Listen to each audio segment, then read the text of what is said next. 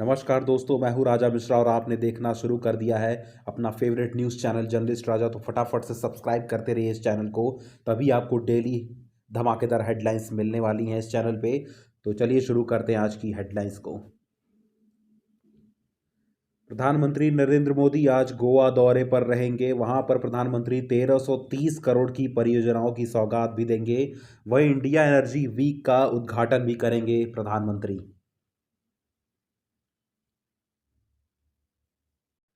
China के विदेश सचिव योंग सोमवार को मुंबई में थे। वहां पे उन्होंने संबोधित करते हुए कहा कि भारत और चीन के बीच एक मजबूत आर्थिक संबंध है। उन्होंने कहा कि पिछले वर्ष यानी 2023 में 1,80,000 से अधिक चाइना ने वीज़ा जारी किया है भारतीयों के लिए। तो यह हमारे और इंडिया के लिए एक अच्छी शुरुआत है। हम बहुत अच्छे दोस्त हैं और हम आगे भी बहुत कुछ करने वाले हैं अपनी दोस्ती के अनुकूल।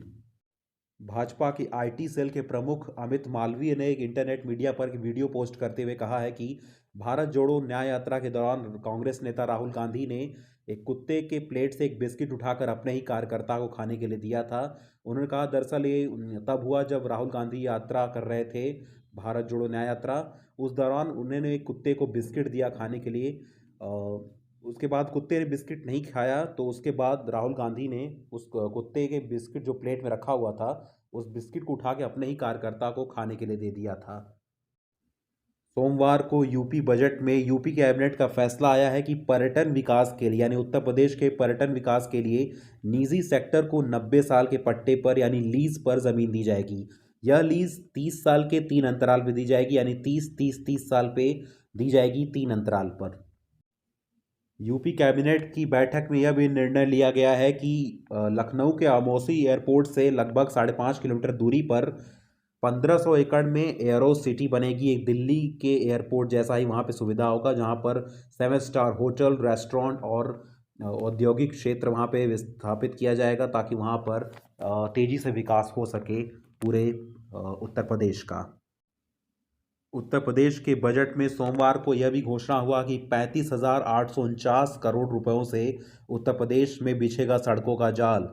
वहीं पूर्वांचल से पश्चिम की कनेक्टिविटी बहुत बेहतर होने वाली है। आपको बता दूं कि जब से सीएम योगी उत्तर प्रदेश के चीफ मिनिस्टर बने हैं, तब से उत्तर प्रदेश एक्सप्रेसवे के लिए जाना जाता है, यानी सड़कों का जाल बहुत ही ज़्यादा बिछ चुका है पूरे उत्तर प्रदेश में, जिससे कि पूरे उत्तर प्रदेश की कनेक्टिविटी आपस में जुड़ेगी, ताकि लोगों का आवागमन भी अच्छा होगा और एक संपूर्ण विकास भी पूरे उत्तर प्रदेश में देखा जाएगा। मनी लॉन्ड्रिंग मामले में आप नेताओं पर ईडी की रेड पर दिल्ली की शिक्षा मंत्री आतिशी भड़की हैं। उन्होंने भड़कते हुए कहा है कि ईडी को अभी तक 1 रुपया भी हमारी छापेमारी में नहीं मिला है और ना ही मिलने वाला है। उन्होंने कहा कि यह भाजपा द्वारा ईडी से करवाया गया एक षड्यंत्र है। हमारे हमारे नेताओं ने ऐसा कभी किया ही नहीं है, कोई धोखाधड़ी हमारे द्वारा नहीं किया गया है। दिल्ली से आपको उखाड़ फेंकने की ये साजिश है बीजेपी की।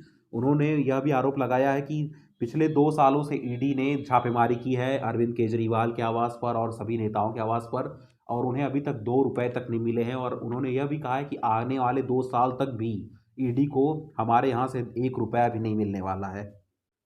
आगामी लोकसभा चुनाव को लेकर भारतीय जनता पार्टी ने कमर कस ली है। इसी का एक उदाहरण है कि मध्य प्रदेश के भारवानी जिले में आज सुबह उप मुख्यमंत्री देवड़ा ने बीजेपी कार्यालय का शुभारंभ किया और वहीं से लोकसभा चुनाव को लेकर अपने कार्यकर्ताओं में आग भरा है। उन्होंने कहा है कि हमें किसी भी हाल में इस साल का चुनाव जीतना है, प्रधानमंत्री नरेंद्र मोदी को एक बार फिर से तीसरी बार सत्ता में लाना है।